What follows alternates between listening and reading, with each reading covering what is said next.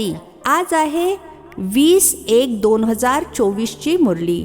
महावाक्य आहे, गोड मुलांनो, तुम्हा कल्याणकारी बाबांच्या मुलांचे कर्तव्य आहे सर्वांचे कल्याण करणे, सर्वांना बाबांची आठवण करून देणे आणि ज्ञानदान करणे.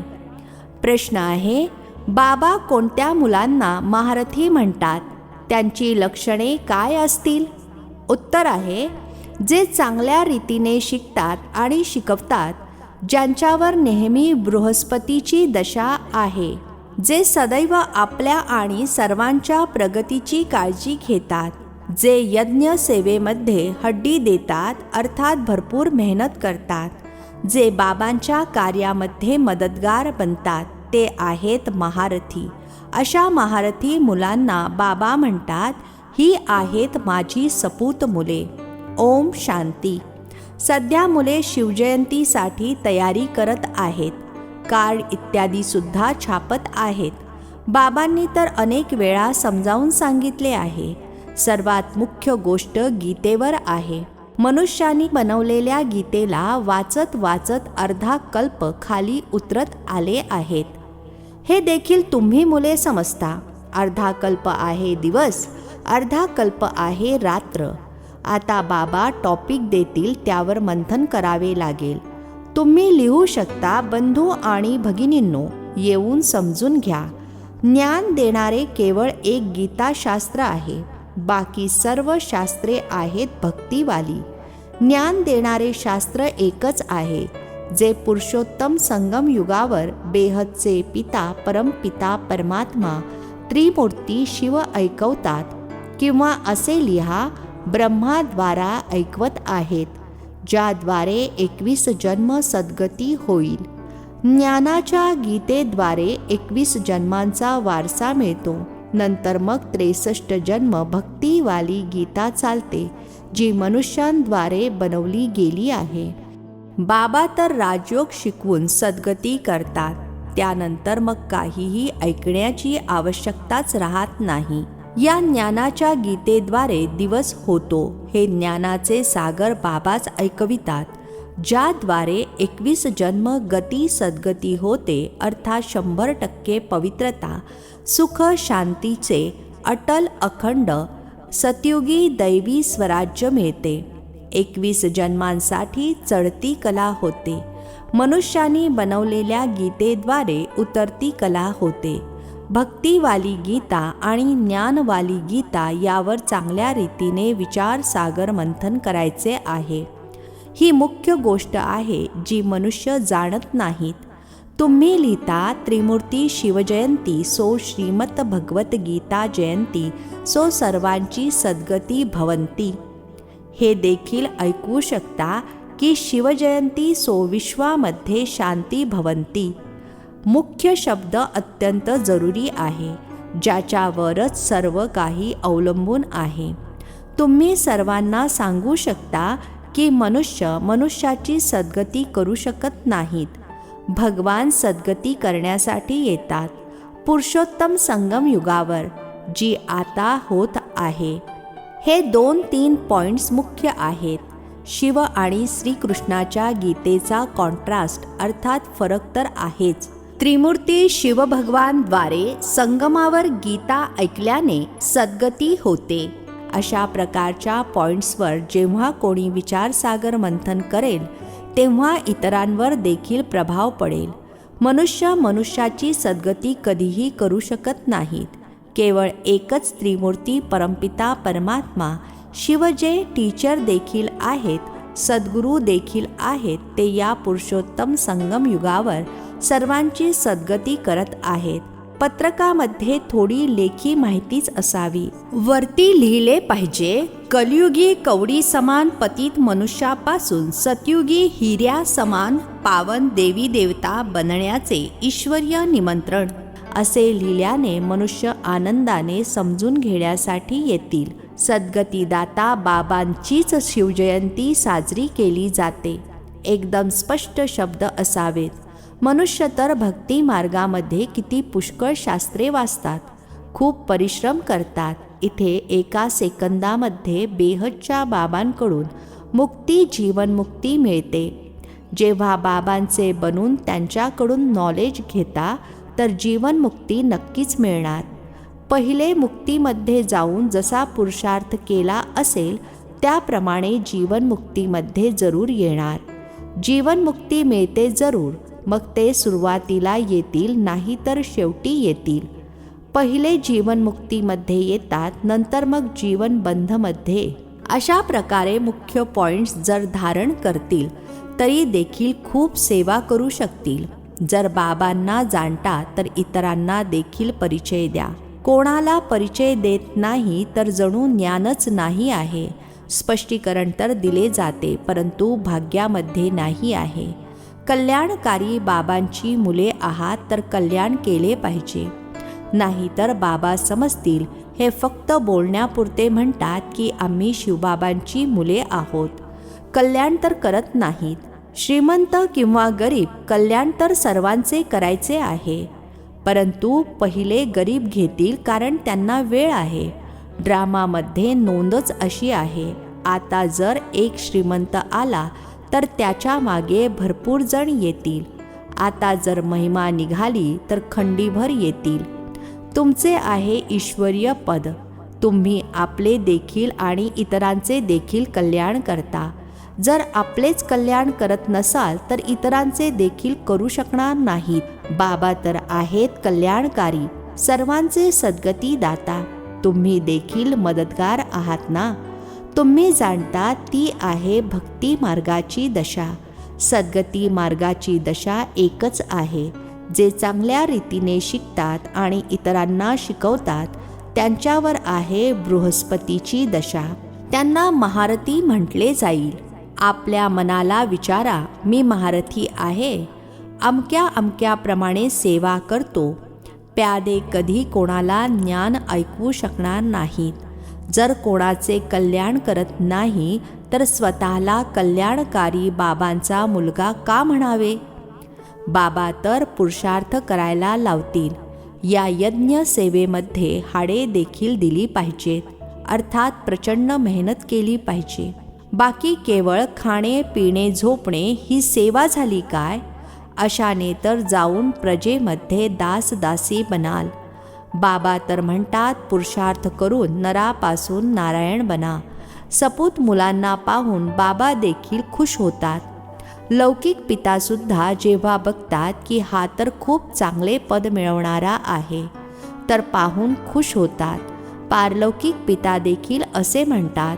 बेहदचे बाबा देखील म्हणतात, मी तुम्हाला विश्वाचा मालक बनविण्यासाठी आलो आहे. आता तुम्ही इतरांना देखील बनवा. बाकी फक्त पोटपूजा करून काय मिळणार. सर्वांना केवळ हेच सांगा की शिवबाबांची आठवण करा. भोजन करताना देखील एकमेकांना बाबांची आठवण करून द्या. तर सर्वजण म्हणतील यांचे शिवबाबांवर खूप प्रेम आहे. हे तर सोपे आहे ना. यामध्ये काय नुकसान आहे. सवय लागली तर खात राहतील आणि बाबांची आठवणसुद्धा करत राहतील. दैवी गुण देखील जरूर धारण करायचे आहेत. आता तर सर्व बोलावत आहेत. हे पतित पावनिया तर जरूर पतित आहेत. शंकराचार्य देखील शिवची आठवण करतात कारण तेच पतित पावन आहेत. अर्धा कल्प भक्ती करतात मग भगवान येतात. कोणाला कालावधी थोडाच माहीत आहे. बाबा समजावून सांगत आहेत, यज्ञ तप दान याद्वारे मी भेटत नाही. यामध्ये गीता देखील येते.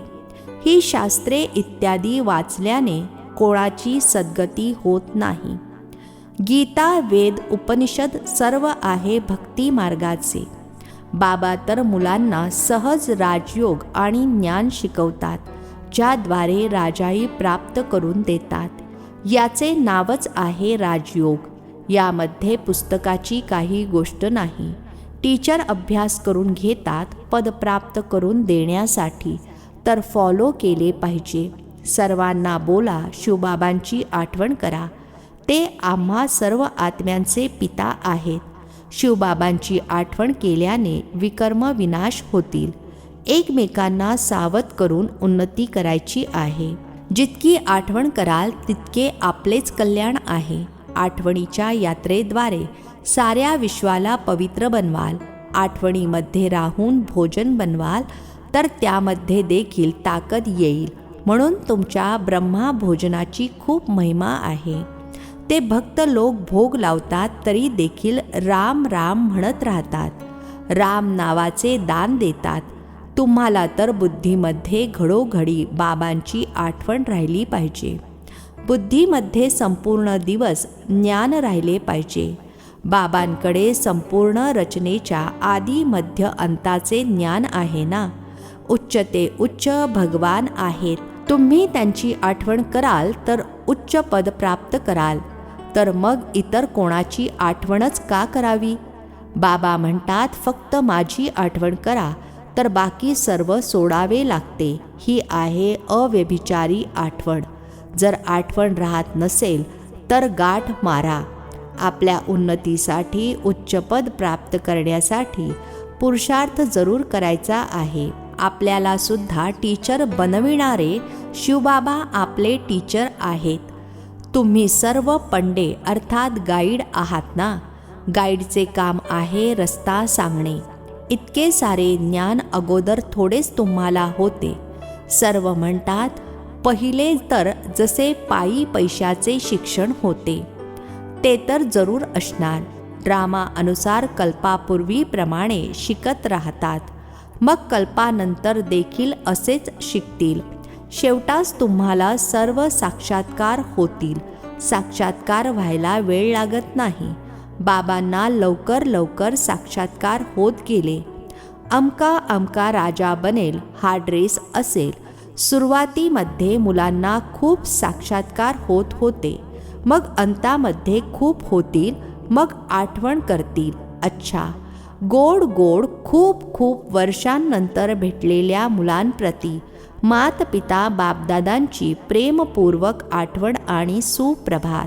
आत्मिक पित्याचा आत्मिक मुलांना नमस्ते. आम्हा आत्मिक मुलांचाही आत्मिक पित्याला नमस्ते. धारणेसाठी मुख्य सारांश. पहिला पॉइंट आहे, भोजन करत असताना एकमेकांना बाबांची आठवण करून द्या. आठवणीमध्ये भोजन खा. एक शिवबाबांसोबतच खरी प्रीत ठेवा. दुसरा पॉइंट आहे, यज्ञ सेवेमध्ये कठोर मेहनत करायची आहे. बाबांचा पूर्ण मदतगार बनायचे आहे. सर्व गोप गोपींप्रती मातेश्वरीजींच्या हस्ते लिहिलेले स्मृतीपत्र 1961 मधले. सर्व गोप गोपींप्रती अतिप्रेमपूर्वक आठवण. समाचार आहे की तुम्ही सर्व गृहस्थ व्यवहारामध्ये राहताना कमलपुष्प समान आपल्या जीवनामध्ये सफलतेला प्राप्त करत आहात ना. लाडके गोप तर आता सेवेला चांगल्या रीतीने करण्याच्या पुरुषार्थामध्ये लागलेले आहेत. खूप चांगले आहे. अखेरीस आपल्या परमपूज्य पित्याचा परिचय सर्वांना मिळणारच आहे. हे तर जाणता की या उच्च प्राप्तीला कोटींमध्ये कोणीच प्राप्त करू शकतील. परंतु अशी फुले जरूर निघतील तेव्हा ना. अच्छा, तीव्र गतीने सेवेला वाढवत चला. अविनाशी ज्ञानधनाचा खजिना तर खूप अनोखा आहे, अखूट आहे, जो बाबांकडून सर्व मुलांना मिळतच राहतो. जे कोणी याला प्राप्त करतील तर जन्म जन्मांतरासाठी मालामाल बनतील. ही चीजच अशी आहे. बोला लाडक्या गोप गोपींनो, बरोबर आहे ना. तुम्ही सर्व गोप गोपी अतिंद्रिय सुखमय जीवनाच्या अनुभवाद्वारे जीवन जगत चालत राहा. हे पहा, लाडक्या गोप गोपींनो, आता या ब्राह्मण कुळाची वृद्धी होण्यामध्येच सर्वांचे कल्याण आहे. मग तर ब्राह्मणसो देवता अवश्य बनणार. ज्याप्रमाणे काही आपल्या गृहस्थ व्यवहारामध्ये राहत असून देखील ब्राह्मण कुळवंशी बनून चालत आहेत, अर्थात गृहस्थ व्यवहारामध्ये राहून पवित्र राहतात. आपण एका पित्याची मुले आहोत अशा पवित्र धारणेमध्ये राहतात. बाकी सर्वांना त्या परमपिता बाबांच्या डायरेक्शनप्रमाणेच चालायचे आहे. यालाच श्रीमतावर चालणे म्हटले जाते. अशा धारणेमध्ये चालणाऱ्यांनाच ब्राह्मण कुलवंशी म्हटले जाते.